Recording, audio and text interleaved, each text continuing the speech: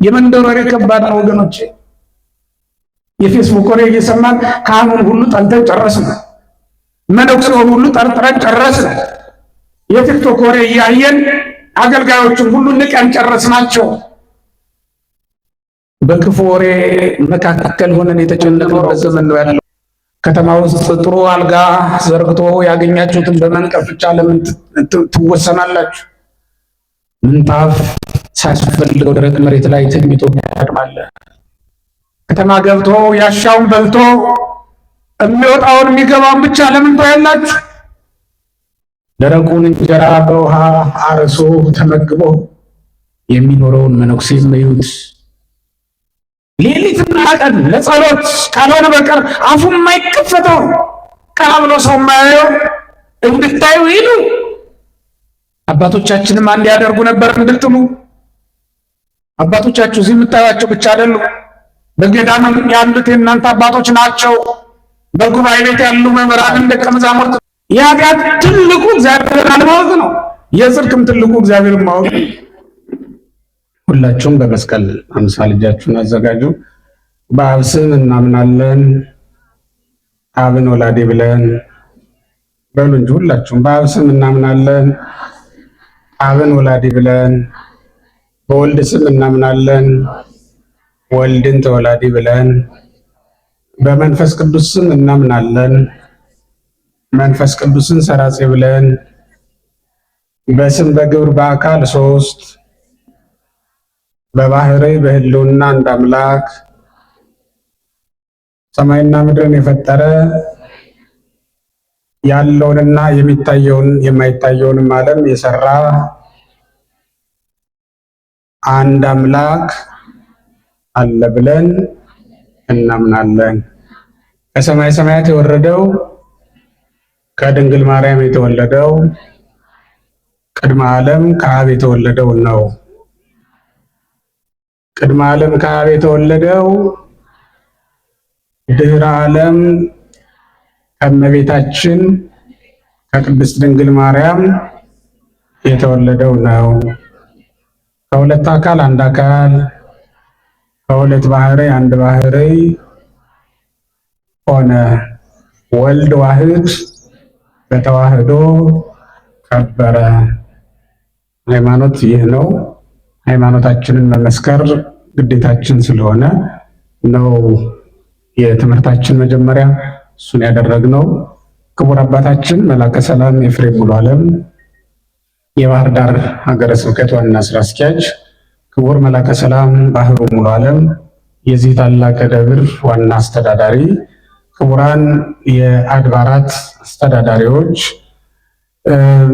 ክቡር መላከ ምህረት ቆሞስ አባ ገብረ ማርያም እና እንዲሁም መላከ ሰላም ዘላለም ሌላ አስተዳዳሪ ያለ ስላለመሰለኝ ነው አቅርሼ ባልፍም ብዙ ሩቅ አልሄድም ብዬ ነው። የተከበራችሁ ሊቃውንተ ቤተክርስቲያን፣ የተወደዳችሁ እግዚአብሔር ቤተሰቦች፣ በዚህ ቅዱስ ስፍራ የተገኛችሁ በጠቅላላው ስማችሁ በእግዚአብሔር ዘንድ የታወቀ የእግዚአብሔር ቤተሰቦች እንደምን ዋላችሁ? እንደምን ዋላችሁ? እንዴት አመሻችሁ? ረድኤቱን ከኛ ያላራቀ በምሕረቱ በቸርነቱ ብዛት እኛን የጠበቀ የአባቶቻችን አምላክ እግዚአብሔር እረኛ በመሆኑ ጠባቂያችን፣ መድኃኒት በመሆኑ አዳኛችን፣ ንጉሥ በመሆኑ ጌታችን ብለን የምንጠራው አምላክ አማልክት መድኃኒታችን ኢየሱስ ክርስቶስ ከድንግል የተወለደው አምላክ ስሙ ለዘላለም የተመሰገነ ይሁን። እኛስ ስለምናውቀው እንሰግዳለን። አንትሙሰ ተሰግዱ ለዘይተአምሩ ወነነሰ ንሰግድ ለዘነአምር። እኛ ግን ለምናውቀው እንሰግዳለን በሚል ርዕስ ነው ዛሬ የምንማረው። እስኪ ሁላችሁም በሉ እኛ ግን ብሉ። ለምናውቀው እንሰግዳለን። የዮሐንስ ወንጌል ምዕራፍ 4 ቁጥር 22 ላይ የምናገኘው ቃል ነው። የአባቶቻችን አምላክ እግዚአብሔር በቀደሙት አባቶቻችን ዘመን በጉባኤያቸው ተገኝቶ ያስተማረ፣ የሕዝቡን ልብ ቃሉን ለመዝራት መልካም ምድር ያደረገ፣ የሐዋርያትንም አንደበት ለመናገር ዝግጁ ያደረገ፣ እሱ ነውና ዛሬም በዚህ ጉባኤ ተገኝቶ እንዲመክረን እንዲያስተምረን ቅዱስ ፈቃዱ ይሆንልን። በጉባኤ ስንገኝ ምንጊዜም ቢሆን መርሳት ያለብን የሚናገር እግዚአብሔር ነውና እኛ የሁላችንም የመጣ ነው ለመስማት ስለሆነ እግዚአብሔር ሲናገር የሚተኛም የሚያወራም እንዳይኖር አደራ እንላለን። እግዚአብሔር የሚናገረውን ነገር መስማት የሚገባን ስለሆነ እግዚአብሔር በፍርድ ቀን የወቀሳ ቃል ከሚናገረን ዛሬ የወንጌሉን ቃል ቢነግረን ለኛ የተሻለ ስለሆነ ክርስቲያኖች ሁላችንም ዛሬ የሚናገረን በፍርድ ቀን የሚናገረው እግዚአብሔር ነው ብለን አምነን እንስማ። በፍርድ ቀን የሚናገረው አምላክ ዛሬ ፊታችሁ ላይ ቆሞ እየተናገረን እያስተማረን ነው ያለው። በዚህ ልክ አምነን መስማት እንዳለብን እያሳሰብኳችሁ ወደ ትምህርቱ ልደር። አምላካችን መድኃኒታችን ኢየሱስ ክርስቶስ ለአንዲት ሳምራዊት ተብላ ለተጠራችው ወይም በወገኖቿ ስም ለተጠራችው ሴት ከነገራት ንግግሮች ካስተማራት ትምህርቶች አንዱ ይሄ። እሷ ራሷን ከሱ ለይታለች። አንተና እኔ አንድ ወገን አይደለንም ብላ ከሱ ለይታ ስለነበረ እንግዲህ የሚያስተምራት እናንተና እኛ እያለን ነው ማለት ነው። ይህን የጀመረችው ደግሞ እሷ ናት። ፎቶ ሰለምን ተሰለማይ ሳምራዊት አና ብላ እኔ ሳምራዊት ሲሆን አንተ አይሁዳዊ ነህ ከእኔ እንዴት ውሃ ትለምናለህ ብላ መለየቱን የፈለገችውና እኛና አንተ ብላ መጥራት የጀመረችው እሷ ናት። ወዳ ፈቅዳ ራሷ ስለጀመረችው በዛው መንገድ ነው የሚነግራት ማለት ነው። ሳምራውያን ከአይሁድ የተለዩ በመሆናቸው ወንጌሉም እንደሚነግረን እስመ ኢያብሩ ሕርመተ አይሁድ ምስለ ሳምራውያን ነው። እየታወሱ ወይ ይደመሩ ነው። በምንም በስርዓት በአነዋወር የተለያዩ በመሆናቸው ምክንያት ነው እሷም ያንን ቃል የተናገረችው። የተለዩትን አንድ የሚያደርግበት ዘመን እንደሚመጣ ባታውቅ እግዚአብሔር አንድ ያደረገውንም ማንም ሊለየው እንደማይችል ባታውቅ ይህን ተናግራለች። ልንገናኝ አንችልም ብላ አስባለች። ዓለም የሚያወራውን በጠቅላላ ቀድማ ተረድታው ሰምታው ስለነበረ እግዚአብሔር ለሚነግራት ነገር ቦታ አልነበራትም ማለት ነው። መቼም ቀድሞ ልባችንን ክፉ ወሬ ከሞላው መልካሙን ወሬ ለመስማት እንቸገራለን። አሁን ከባዱ ነገር እሱ ነው። ተመልከቱ፣ በወንጌል ውስጥ ያለውን ታሪክ ስትመለከቱ አስቀድሞ የሰሙት ክፉ ወሬ መልካሙን ወሬ እንዳይሰሙት ያደረጋቸው በጣም ብዙዎች ናቸው። ወገኖች ወደ ቤተ እግዚአብሔር ስትመጡ በዓለም የሰማችሁትን ክፉ ወሬ አውልቃችሁ ጥላችሁ መምጣት ይገባል። እንደ እባብ መሆን መልካም ነው። እባብ ወደ ውሃው ሲወርድ መርዙን ጥሎ እንደሚገባ የሥነ ፍጥረትን ባህሪ የሚያጠኑ መጻሕፍት ይናገራሉ። ልክ እንደ እባብ የሚጎዳውን ነገር ሁሉ በዓለም ጥሎ መምጣት ይገባል። ይሄ የሕይወትን ውሃ የምንጠጣበት ስፍራ ነው ወገኖች። እግዚአብሔርን የምናገኝበት ስፍራ ስለሆነ እግዚአብሔርን በማይገባ ሰውነት ሆነን ልንቀርበው በፍጹም አይገባም። የምትወዱትን የምታከብሩትን ሰው ተጠንቅቃችሁ ተዘጋጅታችሁ እንደምታገኙት ሁሉ የምትወዱትን አምላክ ተዘጋጅታችሁ ማግኘት ይገባል። እርግጥ ነው ለአለባበሳችን እንጨነቃለን። ወደ ቤተ እግዚአብሔር ስንሄድ አለባበሳችንን እናስተካክላለን። ልቡን የሚያስተካክል ግን ስንቱ ነው በእውነት ወገኖች? እግዚአብሔር ፊት ነው የምቆመው ብሎ በእውነተኛ አመጣጥ የመጣው ስንቱ ነው? ከዓለም የተሸከመው በሙሉ ይዞ እዚህ የሚገባው በጣም ብዙ ነው። እግዚአብሔር የሚፈልገው በዓለም የሰማነውን ክፉ ወሬ ሁሉ ትተን እንድንመጣ። ስለዚህ እዚህ መጥተን በወንጌሉ ላይ የሰማነውን ሁሉ እንዳናምን የሚያደርገን አስቀድሞ በዓለም ውስጥ የሰማነውና ልባችንን የሞላው ክፉ ወሬ ነው። ክፉን ወሬ እግዚአብሔር ከልባችን አውጥቶ ይጣልልን። እዚያ የምንመለከተው ዕውራኑን ነው። እዚህ ክርስቶስ ዘንድ ስንመጣ ግን ዓይናቸው የበራውን ነው። እዚያ የምናገኘው የታመሙትን ነው። እዚህ ስንመጣ ግን የተፈወሱትን ነው። እዚያ የምናገኘው ኃጢአተኞችን ነው። እዚህ ስንመጣ ግን የጸደቁትን ነው። ወገኖች እግዚአብሔር ፊት መጥቶ ግን ሳይፈወስ የሚመለስ ማንም ስለሌለ እዚያ እንደምታውቁት አይደለም ያ ሰው እዚህ ሲመጣ የምታገኙት። ስለዚህ እዚያ በምታውቁት ስም አትጥሩት ማንንም ቢሆን እዚያ በምታዩት ዓይን ማንንም እዚህ ቦታ ለማየት አትሞክሩ። ምክንያቱም እዚህ መጥቶ ሁሉም ጸድቆ ስለሚመለስ። እውነት ለመናገር ፀሐይ ፊት ብታስቀምጡት የማይሞቅ የማይግል ማን አለ? ቀዝቃዛውን ውሃ ሳይቀር ፀሐይ ያሞቀዋል አይደል? መሬትን ይህን ጠንካራውን መሬት ፀሐይ ሲወርድበት መልኩን ይለውጠዋል፣ ግብሩን የመሬት አንዱ ግብሩ ቁረት ነው። ቆሪርነት መሬት ሶስት ጠባይ ነው ያላት። ከሶስቱ አንዱ ቁረት ነው፣ ቅዝቃዜ ማለት ነው። ያንን ግብሯን ያስለውጣታል። ፀሐይ ባረፈባት ጊዜ እዚህ መጥቶ የማይለወጥ ማንም የለም። እዚያ ነው ሌባ የነበረው። ይሄ አሁን በሌብነቱ የምታውቁት ሰው እዚህ የመጣው። እዚህ ሲመጣ ግን ምናልባትም ቅዱስ ሰው ሆኖ ሊሆን ይችላል። በካቶሊኮች ዘንድ ፈያታዊ ዘይማን ሆሊቲፍ ነው የሚባለው። ቅዱሱ ሌባ ብለው ነው የሚጠሩት። ሌብነቱም እንዳይቀርበት ያው የቀደመ ግብሩ አይደል። ግን ደግሞ ክርስቶስ አጠገብ ሲቀርብ ደግሞ ቅድስና እንደተሰጠው ለማጠየቅ ሆሊቲፍ ብለው ይጠሩታል ማለት ነው። እዚህም የመጣው ያ ሰው ቅዱስ ሌባ ሆኖ ይሆናል። ምን ታውቃላችሁ? ስለዚህ ወገኖች አትንሾካሾኩባት፣ አትጠቋቋሙባት። እዚያ በምታውቋት ግብር አይደለችም፣ እሷ ተለውጣለች። እግሩ ስር የወደቀችውን ማርያምን ፈሪሳዊው ስምዖን እንደኛ ነበር ሲጠረጥር የነበረው። እንኳን እሱንም ጠረጠረው። አይ ነቢይማ ቢሆን ኖሮ አለና ራሱን ክርስቶስን ለማማት ሞከረ። ነቢይማ ቢሆን ይችን ሴት ባላወቃትም ነበርን ብሎ ማለት ነው።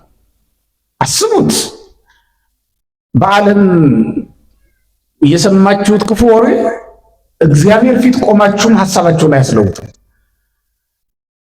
ስምዖንን እንደዚያ እንዲያስብ ያደረገው በመንደር ሲወራ የሰማው ወሬ ነው። እንዴ ይሄ እኮ የዮሴፍ ልጅ ነው፣ ከማን የተማረው ነው ሲሉ ሰምቷል። መሲህ የተባለው እኮ አይደለም ሌላ ነው፣ መሲህ እንዴት እንደሚመጣ እኛ እናውቃለን ብለው የመንደር ሊቃውንት ሲወሩ ሰምቷል። ያ ነው ትዝ ያለው። እውነታቸውን እነዚያ ፈሪሳውያን አለ ሰዱቃውያን እውነታቸውን የማ ነብይ አይደለም።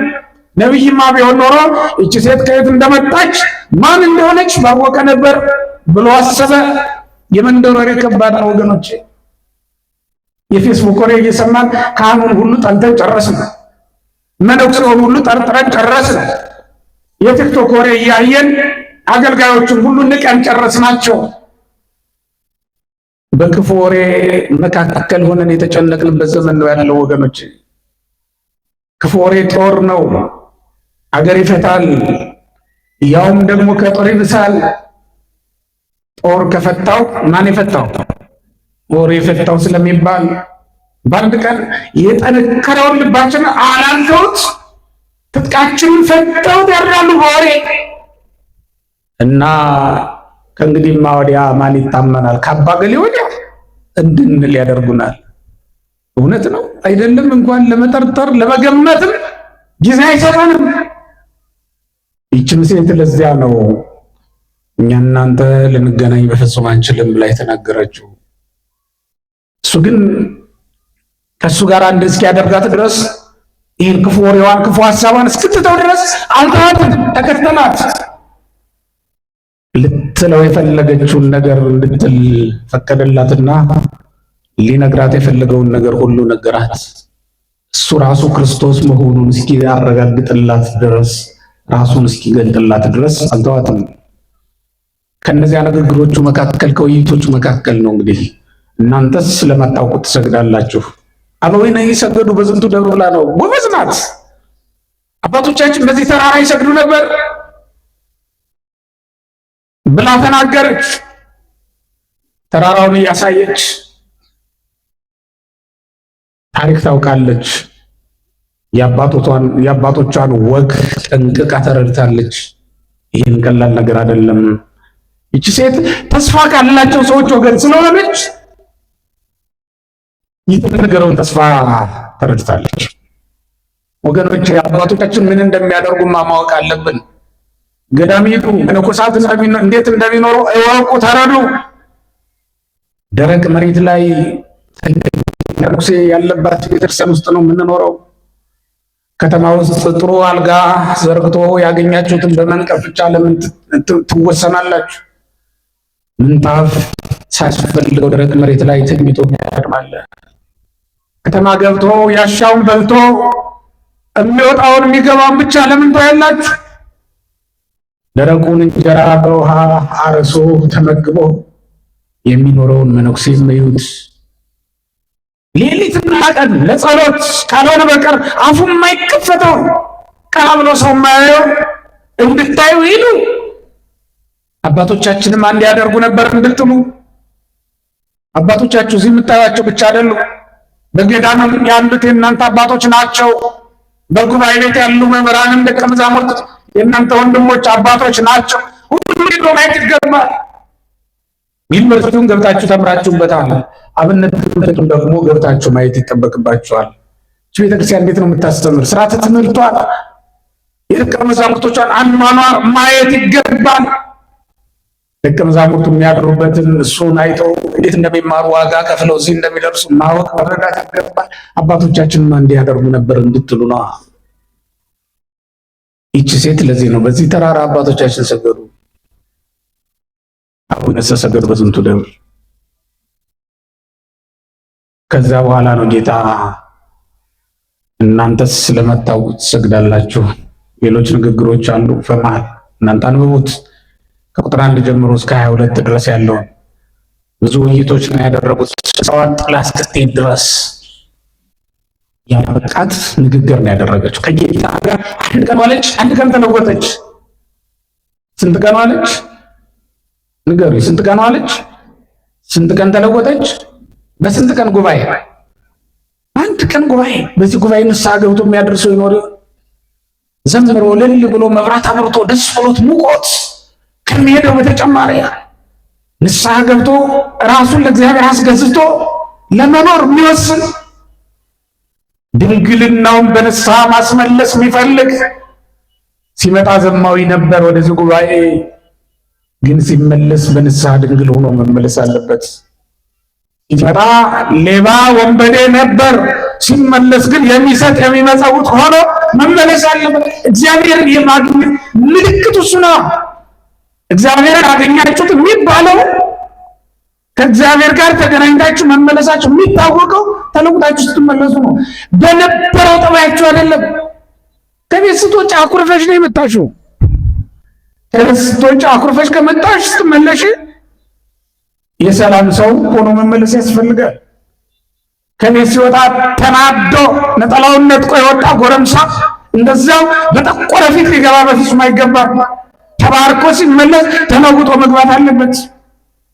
እንዴ ውሃ ውስጥ እስኪገባ ሰው ይሞቀዋል አይደል? ሲነኩት ሲዳስሱት ያቃጥላል።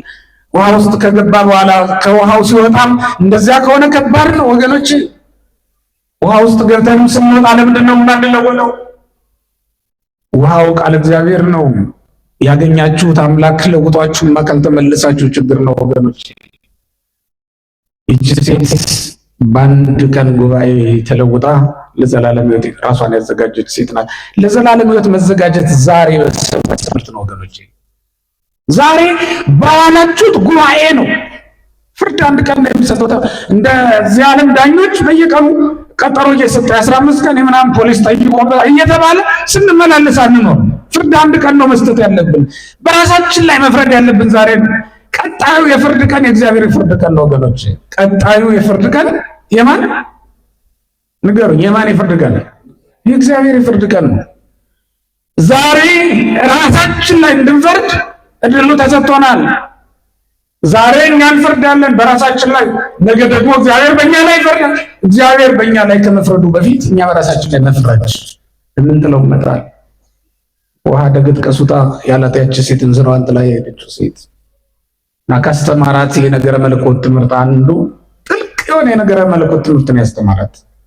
እናንተ ስለማታውቁ ትሰግዳላችሁ፣ እኛ ግን ለምናውቀው እንሰግዳለን። እስመ መድኃኒት የምናይሁድ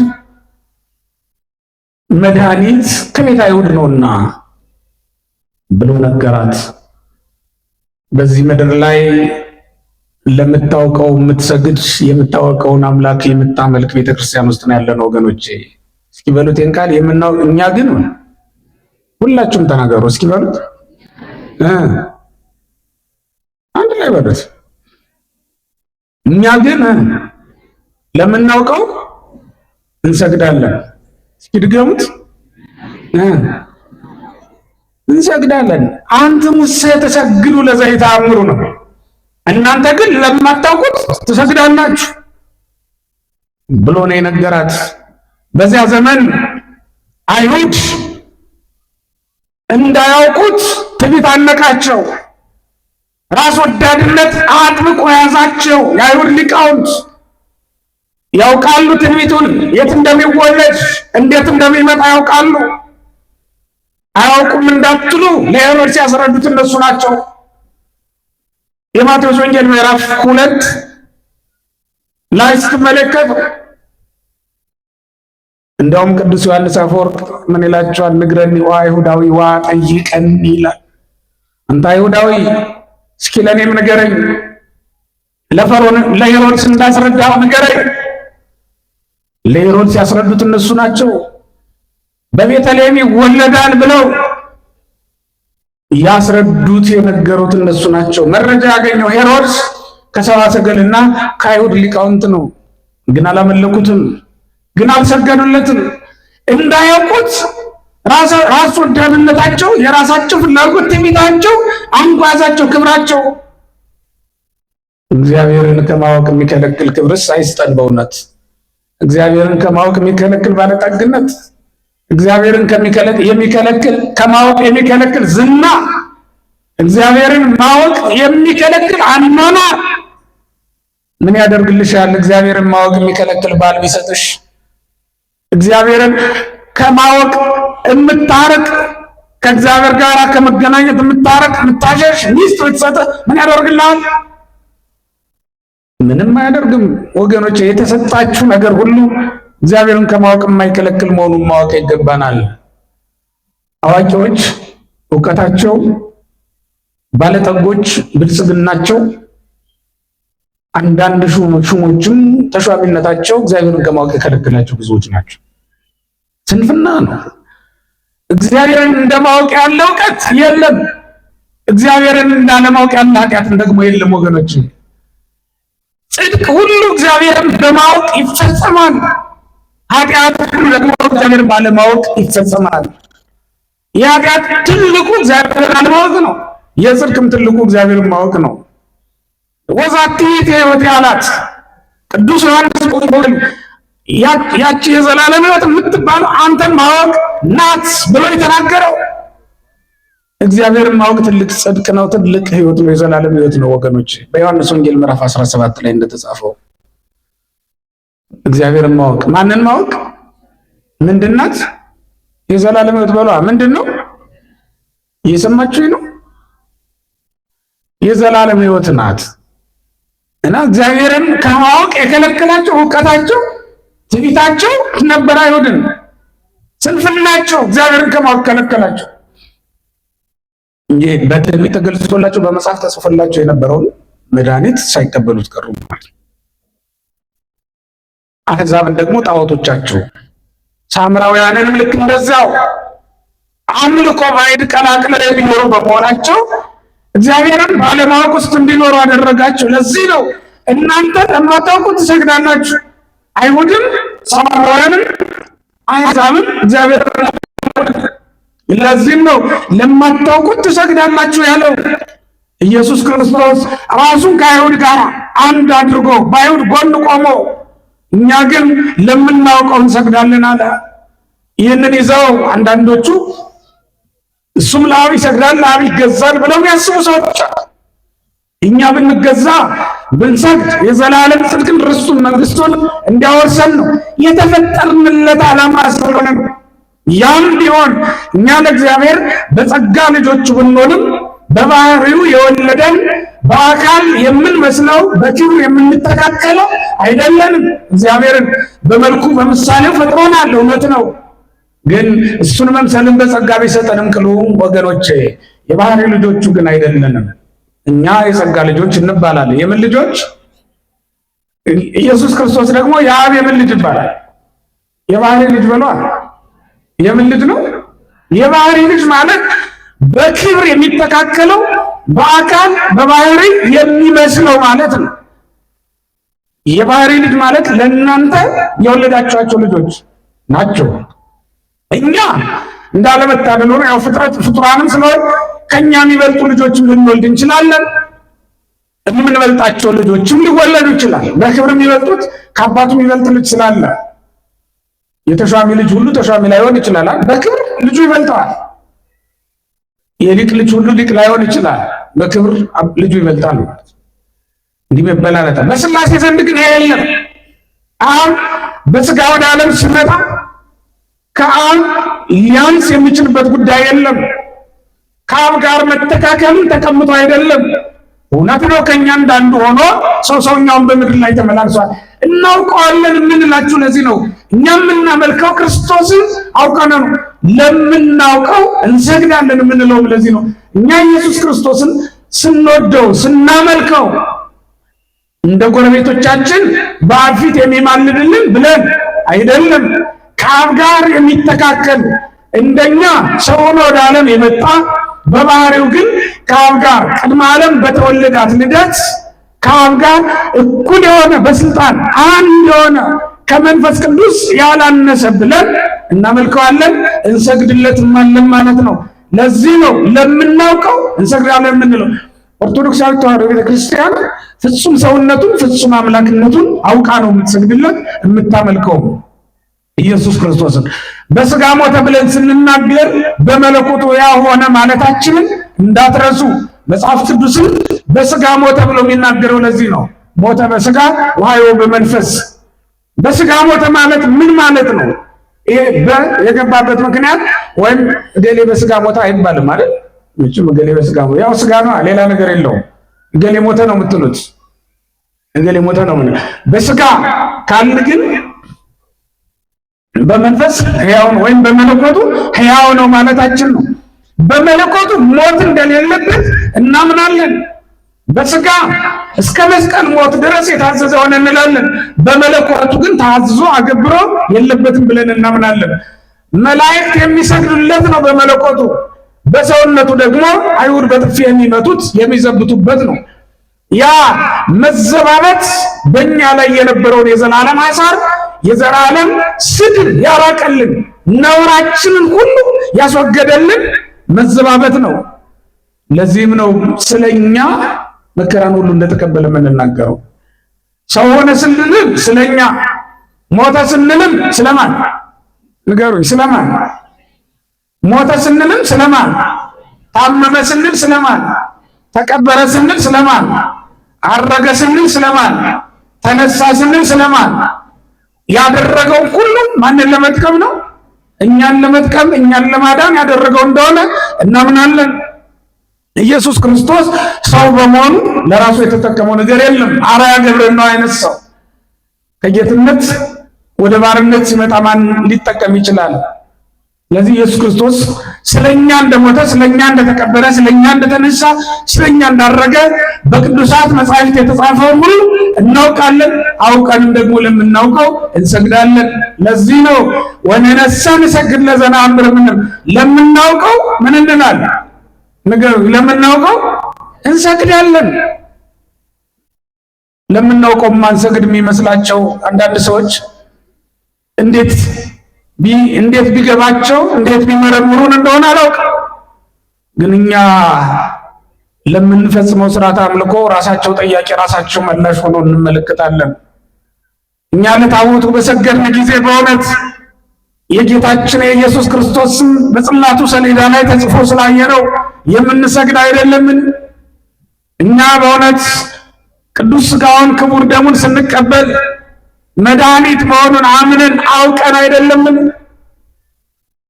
መድኃኒት ከሱ በቀር እንደሌለ አምነን እንመጣለን፣ እንሰግዳለን፣ እንቀበለዋለን።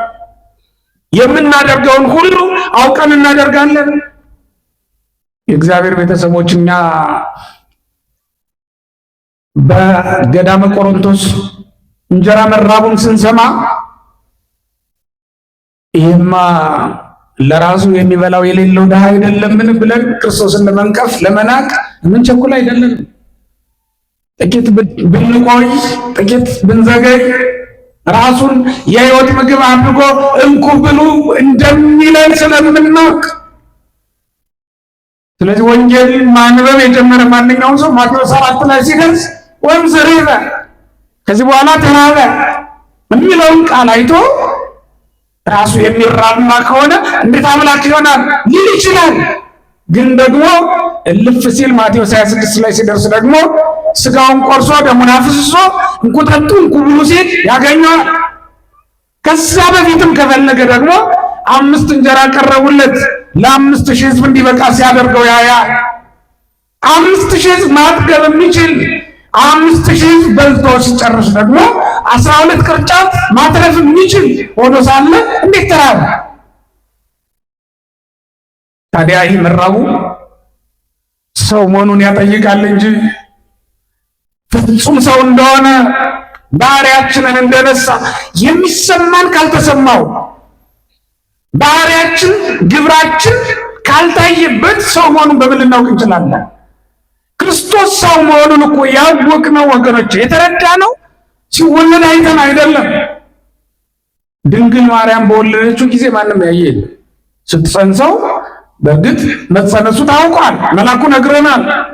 የጸነሰች ሴት እንደምትሆነው ደግሞ እመቤታችን ሆናለችና መጽነሷን አውቀናል። ሲወለድ ግን በቦታው ማንም አልነበረም። እመቤታችን እንደሌሎች ሴቶች አዋላጅ የምትፈልግ ሴት ስላልነበረች